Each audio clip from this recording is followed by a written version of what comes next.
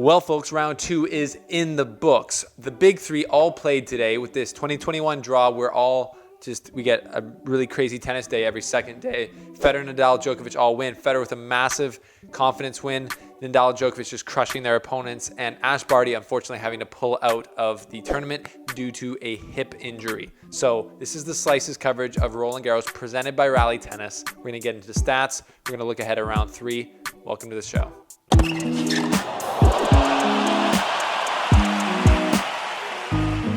Well, folks, that was a lot of all-time historic tennis. Whenever we get to watch these guys play, it's just amazing. Like I said, Federer, big confidence win, and Nadal literally just abused Gasquet again. It was a little bit more interesting, though, in the second set. Djokovic played super well, looking very solid, not looking tired at all.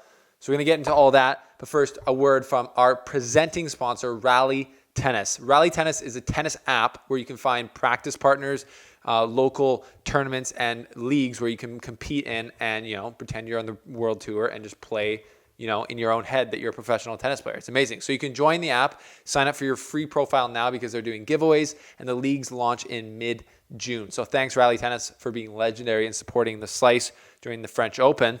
Also, Courtside Sports, you get 10% off brand new tennis gear. So rackets come out, hit the market, and you can get 10% off using our code. Do that. And Bear Mountain is our home court. So, folks, Roger Federer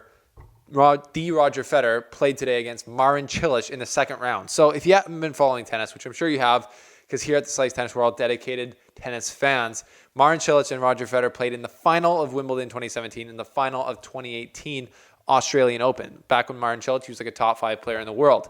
He's slipped a bit. I don't really know what's been going on with him. He just hasn't been consistent at all. So, but needless to say, for Federer, this is a super dangerous second round match. And it was going to be a real level tester. And that's what it was because Marin Cilic played pretty good. I would say that was like about 85% Marin Cilic of old and probably the same for Federer. So it was like they're on pretty level playing ground, whereas it comes to like their actual level currently based on their potential. But Federer honestly looked great.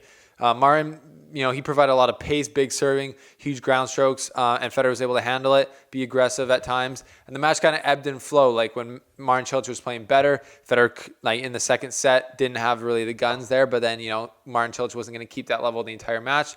So Federer was able to capitalize. After the match, Federer talked about his mentality being and the mental side of the game being so much better. And he said it's actually crazy how fast you lose that, even for a guy like Federer, who's like the GOAT. It's crazy to think. I remember when Djokovic said this when he came back after injury. He's like it felt like my first ever match on tour. It's just crazy that those guys, the GOATs, they can forget things about their tennis life. So we shouldn't blame ourselves when we get a little bit rusty after, we play like once a week or whatever. No, but he looked great. Federer said he surprised himself. He moved great and he served really well. He had about 69% first serves in. Nice. 16 aces. So cool stats. Federer is 6-0 at the French Open or Roland Garros. I'm just going to be calling it Roland Garros. What is it? The French Open, Roland Garros. I think we're doing Roland Garros. He's 6-0 at the Roland Garros when he's served more than 15 aces. He's never lost. So he served 16 today and he won. So his goal going forward should just be to serve more than 15 aces and he'll win the tournament. So he almost blew it in the third set. So he was up 3-1, I think, and he was up 40-love on Marin Cilic's serve, and he had just like a put away shot at the net and pushed it long. And then he was serving to stay in the set twice at 4-5 and 5-6. Went to a tiebreaker, pulled it out, clutch.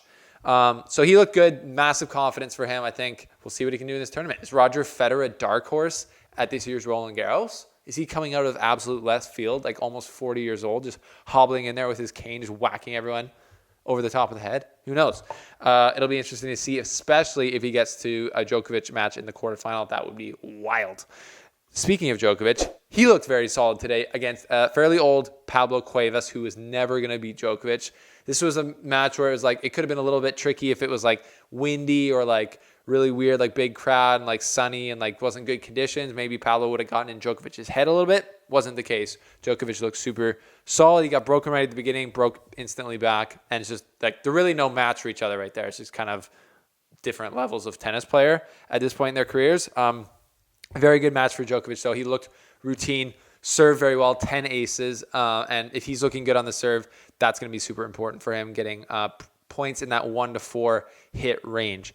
Nadal should probably get arrested. He should have got arrested after the first set for abuse on Richard Gasquet. Like Richard Gasquet, like I said before, maybe I was a bit too harsh on Twitter, but it seemed like we were all buying tickets to go watch the Gladiators, where like this big jacked gladiator with a sword is going to go fight this little like captive slave who had no weapons, and he was just going to like play around with them, hang out, and then just like eventually execute him in front of everyone, and we were all going to cheer.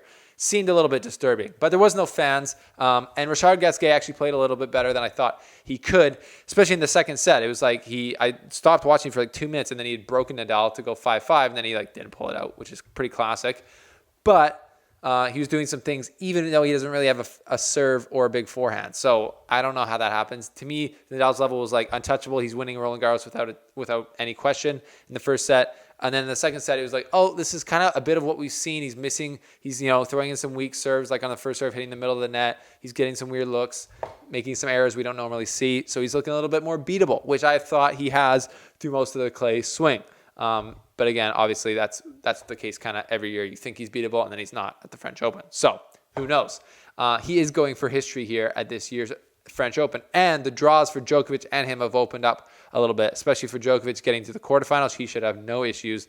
Nadal could get to the semifinals. Playing the toughest players he'd have to play would be Sinner, which could be tough. Schwartzman wouldn't be tough, I don't think. Jan-Lennard Struff could maybe come out. But anyways, very soft quarter of the draw now for Nadal to the semifinals. So it's very interesting. Bottom half of the draw tomorrow, the third round is starting. We have some interesting matches. Medvedev, who's still in the tournament, blowing everyone's mind, including his own, is playing Opelka. That's going to be tough for Medvedev. That'll be interesting to watch. And then we have Tsitsipas versus Isner, another really interesting one to watch. It's going to be like the better player in Medvedev and Tsitsipas versus the massive big servers who can hurt you a lot. All these massively tall guys just sliding around on clay. It's going to be interesting. Third round mayhem of giants. Unfortunate news of the day is Ash Barty had to pull out of the women's draw because of a hip injury. Never like to see that. Ash Barty is a legend. She's just one of the classiest acts on the tour in general. She's 2019 champion, so she obviously, she was feeling good on the clay. So I hate to see her pull out of that, of the women's draw. So it's unfortunate. We got Naomi Osaka out and Ash Barty out, but the Roland Garros is still looking amazing. This slice's continued coverage presented by Rally Tennis. We're going to be keeping you updated. What are your predictions for round 3? What are your predictions? Djokovic has got, I think, Berankis next, and then Nadal has Cam Norrie next. Cam Norrie could be interesting. He's had a very good clay swing. Can he do anything to the clay goat? Can he do anything? Let me know down in the section below. Thank you guys for being here. As always, check out our sponsors, the links below. We appreciate that. Check out our website. We got articles going on there. And check out the Front Row Show on Patreon. Our Patreon link's below. I just made a video there today getting more into my comments on Osaka, more into the dealings of the behind the scenes of the tournament. We'll be hanging out there, keeping each other posted. Thank you guys for the support. This is The Slice presented by Rally Tennis, covering Roland Garros 2021. I think this tournament's just getting heated up, and I'm stoked that Federer is still alive.